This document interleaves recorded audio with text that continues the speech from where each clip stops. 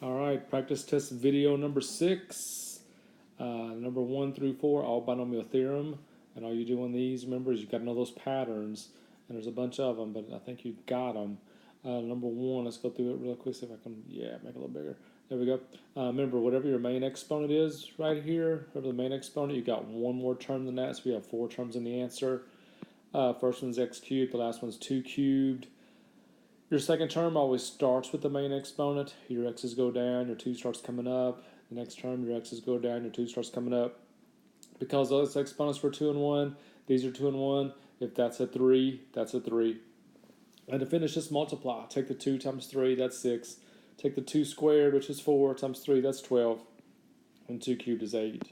Number 2, same stuff. No numbers in it this time, so maybe a little bit easier. Fifth power, though. And because it's a fifth power, it means there's six terms. So a to the fifth starts it, b to the fifth ends it. The 5 is the beginning of the second term. Your a is going down, your b is coming up. A is going down, b is coming up, a is coming down, b is coming up. Now to get the 10, remember we got to do NCR. So 5, always do 5 first, 5 NCR. You can pick the 3 or the 2, it doesn't matter. You still get the same answer, you still get 10. The second 10, I picked just because those exponents were 2 and 3, those were 2 and 3, so I got 10 again. These exponents are 1 and 4, those are 1 and 4, so I'll put the 5 again. And now, of course, you end up with b to the 5th at the end. Oh, don't forget the minus sign, you alternate plus, minus, plus, minus, plus, minus. Number 3, x minus 1 to the 4th means you're getting 5 answers again. Start out with x to the 4th. Sorry, end up with 1 to the 4th. 4 is your first number in the front. Your x's are going down, your 1s are coming up. To get the 6, you do NCR. You do 4 first. 4 in front of the NCR. Pick one of the 2s. It gives you 6. Then that's a 4 again and a 1 again. And just multiply 1 times 4, 1 squared times 6, 1 cubed times 4, and then 1 to the 4th power. One more of these, number 4, x plus 3 to the 4th power. And if you look at this, anytime the exponent is 4, you're just going to go 1, 4, 6, 4, 1 for your coefficients every single time. 5 terms, starts out with x4, ends up with 3 to the 4th. 4 goes on your second term. Your x's are going down, your 3's are coming up with the exponents. X squared, 3 squared. The only way I got 6 is I did NCR again. I did 4 NCR2. That gave me the 6.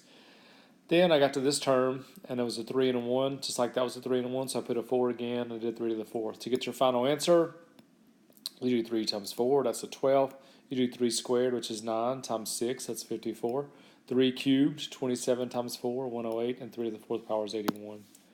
And the last one of these, it says find the 4th term. What we talked about in class today was, and also the other day, whatever term it's asking you for, your second exponent is 1 less than that. So because it says 4th term, I put 2 cubed. The reason I put x cubed is because the main exponent is 6, and they have to add up to be 6. To get the number in the front, you got to do NCR. Your n is always your biggest your main exponent, which is 6. NCR. These are both 3, so put a 3 there. If you punch in 6 NCR 3, you get 20. And then finish. Don't forget you do 2 to the 3rd power times 20, and that's 160. All right, factor completely on 6, 7, 8. Always look for GCF. Don't forget the great Chuck. GCF first, so take out what they have in common. They had an X in common. I took it out. That left those. Once you take an X out of those, it leaves that.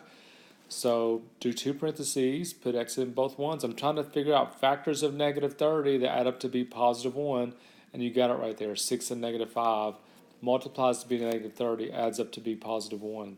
Number 7 is just like that one. Take out the x squared, though, because x squared is what they have in common. That leaves x squared plus x minus 12. Do your 2 parentheses. X goes first every time. Don't drop the x squared either. Make sure you keep bringing it down with it. And you're trying to think of factors of negative 12 that add up to be 1. That'd be positive 4 and negative 3. That gives you 1 in the middle, negative 12 at the end. 8 and 9 are both cubes. Remember the gesture, small, big, cube root, square, multiply, change the sign, square. And that's exactly what happened here. I did cube root of x cubed, cube root of 27. The sign stays the same. Square the first one, multiply together, change the sign, and square the second one, and get your 9. Same exact thing on number 9.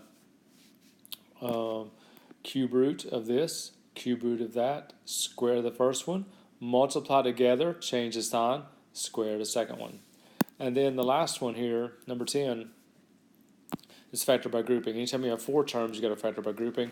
Group the first two together, take out the x squared, that leaves x plus 9. Look at these two, take out the 6, that leaves x plus 9. You should get the same thing in both parentheses. Factor that out, take the x plus 9 out, it leaves x squared there, leaves 6 there, and you're done. Okay, the division is what we did today. The first one up here says if it's a factor, just yes or no. You got to do the division anyway. If you get, I did that. I put -3 in the box because of the x plus 3. Put all the coefficients out here. Divide. Remember, bring it down. Multiply. Add. Multiply. Bring it down. Multiply. Add. I got 0 for remainder. If you get 0 for remainder, that means it is a factor. So you put yes. Number 11 is the only one on your test you have to do long division on. The second part of it is what goes outside your division bar. The first part's what goes inside. So remember, just look at the first numbers. Look at the x squared. Look at the 4x cubed.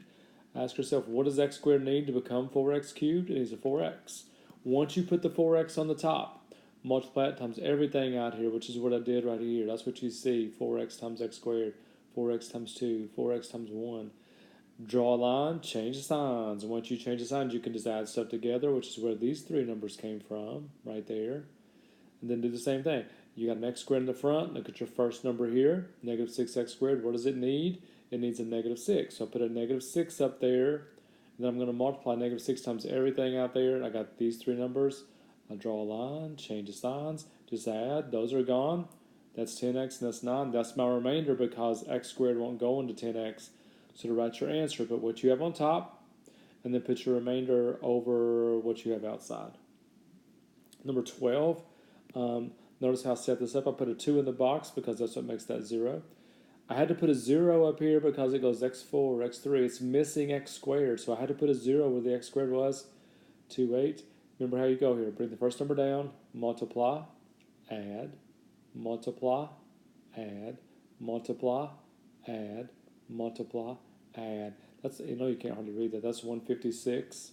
And so remember, your answer starts 1 degree or 1 exponent less than you started. We started with x to the 4th. That means my answer is going to start with x to the 3rd. So I'll put 6x cubed, 17x squared, 34x, 70 with no x, and then 156 is my remainder. Put that over the x minus 2. 13, same thing. I have a 3. I changed it to put a plus 3 in there, and that really messed me up because it made the numbers huge. But put a -3 in there. Put your coefficients. I had to put a 0 again because it's missing an x squared again. So look for that tomorrow. That's twice in a row. Same steps. Bring the 6 down. Multiply. Add. Multiply. Add. Multiply. Add. Multiply. Add. Get your remainder. Your answer starts 1 exponent less than you started.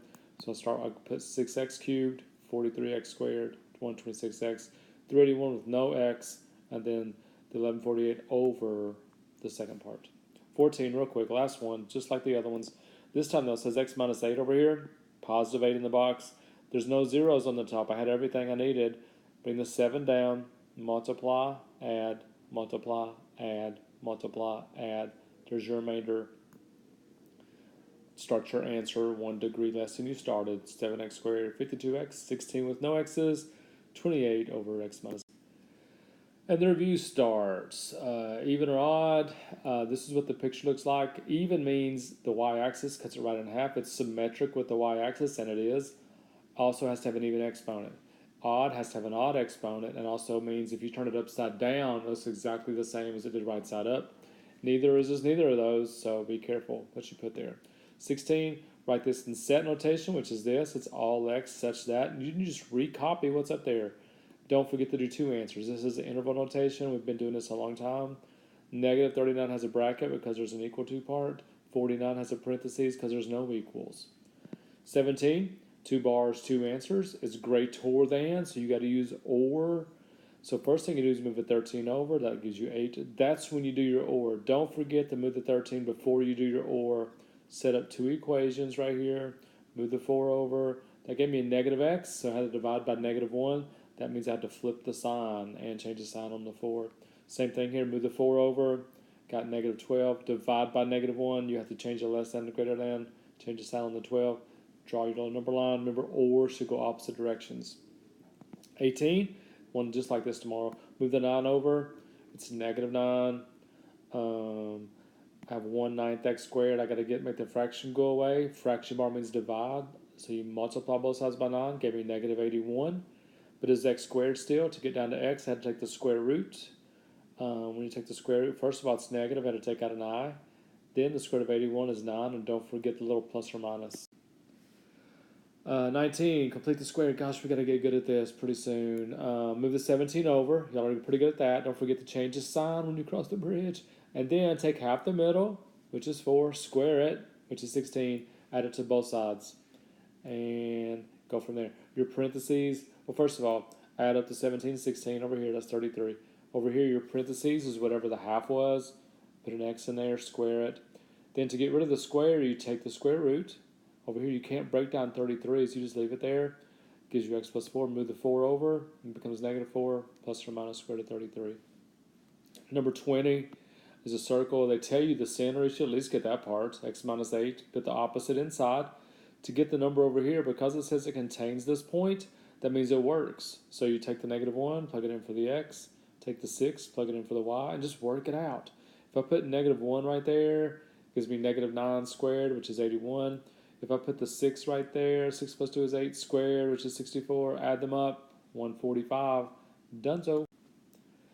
21 says to find the equation of this thing. First of all, if you find your vertex, the vertex is right there.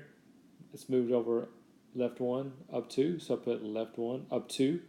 Then I'm going to check the slope. It's supposed to go over 1, up 1. This one went over 1, up a half. So as a vertical, since it was the up part, was a half. You put a half in the front. Don't forget to cube it. Tells you exactly what it's supposed to look like right there. And you're done with that one. 22 is all calculator after you get the y by itself. So what I did here is I moved the x over like that. Same thing on the second equation, except I moved the 4 over like that. I think tomorrow you'll have a square in there, so watch out for that. Then just punch it in your calc. Go to y equals on your calculator. Punch them both in. Go to second calc. Number 5 says intersect. And go enter, enter, enter. And you should see that answer, 3, 7. 23, just make the graph.